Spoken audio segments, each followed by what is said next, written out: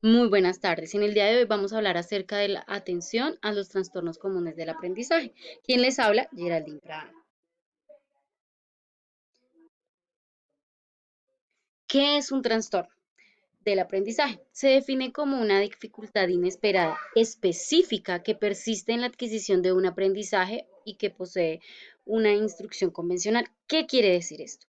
Esto tiene que ver con la parte de la nivel de la inteligencia y las oportunidades socioculturales adecuadas de cada niño. Estos trastornos se incluyen dentro de los trastornos del neurodesarrollo de los niños e interfieren en el aprendizaje y las habilidades académicas, sociales y a menudo coexisten con problemas de conducta, de estado de ánimo y o ansiedad. Justo ahí es donde nosotros nos podemos dar cuenta cuando tenemos acceso a algunos de los niños y podemos empezar a identificar qué es un trastorno, cómo afecta el trastorno al niño.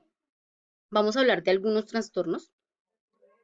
Quiero que mediten en estas imágenes y podamos ver lo siguiente. Los principales trastornos del aprendizaje está la dislexia, disgrafía, discalculia, perdón, el trastorno por déficit de atención e hiperactividad y la discapacidad de memoria y el procesamiento auditivo.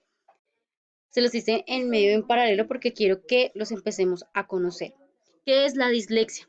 Parece algo muy sencillo, pero es un trastorno del aprendizaje que supone dificultad para leer a raíz problemas para identificar los sonidos del habla y comprender cómo estos se relacionan con las letras y las palabras. Entonces, en la imagen donde ustedes están viendo que el niño pone 3 más 3 y al igual pone un 5, pero también lo puede ver como una S, o sea, es un problema que en los niños se puede atender a tiempo. La disgrafía es una dificultad para coordinar los músculos de la mano y del brazo que impide dominar, tomar el lápiz para escribir en una forma legible.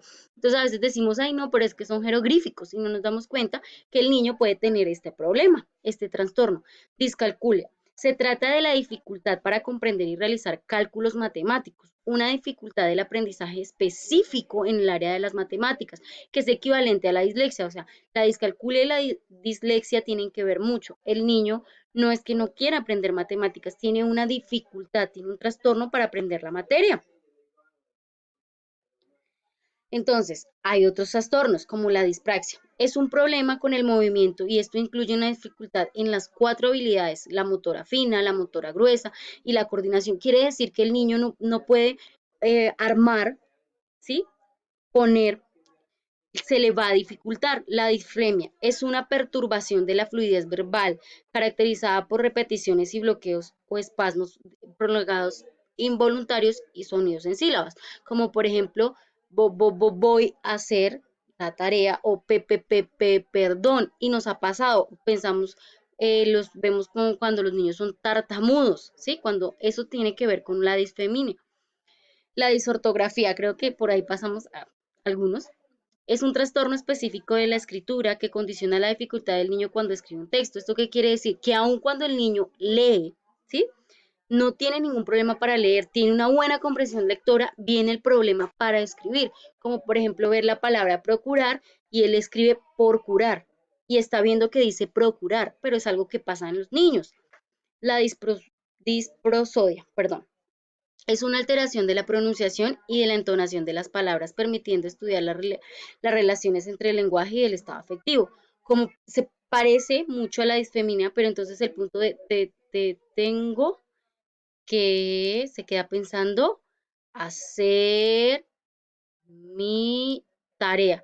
O a veces nos damos cuenta y miramos a los niños y se quedan mirando algo así, fijamente, perdido, pero es algo donde él está mostrando su lenguaje, su estado afectivo, cómo se encuentra. Entonces, ¿cómo se identifican? Las que les acabo de nombrar. Vemos que el niño tiene una dificultad para entender y seguir tareas e instrucciones, problemas para recordar lo que alguien le acaba de decir, dificultad para dominar las destrezas básicas como la lectura, el deletreo, la escritura, la matemática, por lo cual se fracasa en el trabajo escolar. Entonces el niño llega a un punto donde se frustra. Dificultad para distinguir entre la derecha y la izquierda, para identificar las palabras, puede presentar una tendencia a escribir las palabras o los números al revés. Les comparto que cuando yo estaba en la primaria, confundía, confundía la P con la B. y tenía una compañera que escribía la E al revés y todo el tiempo la escribió en toda la primaria, o sea, casi que llegamos al bachillerato y lo logró hasta que al fin logró escribir la E, pero no sabíamos que teníamos un trastorno. La falta de coordinación al caminar, al hacer deporte, al llevar a cabo actividades sencillas como sujetar un lápiz, atarse el cordón del zapato, la facilidad para perder o expiar o extraviar su material escolar, los libros, los artículos, cuando los niños tienen esa facilidad de que las cosas se le pierden y no les damos importancia, como papás y como docentes estamos llamados a empezar a mirar estos factores que nos están haciendo una alerta, la dificultad para entender el concepto de tiempo, confunde el ayer con el hoy con el mañana, ¿sí? Están desorientados en tiempo, en espacio, ¿sí?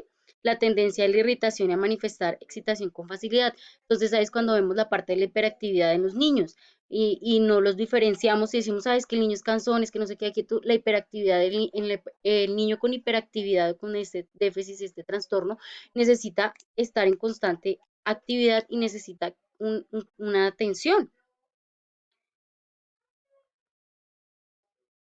Perdón. ¿Cómo se tratan estos trastornos? Perdón. Las terapias psicosociales y las conductas. ¿Qué hace en estas terapias?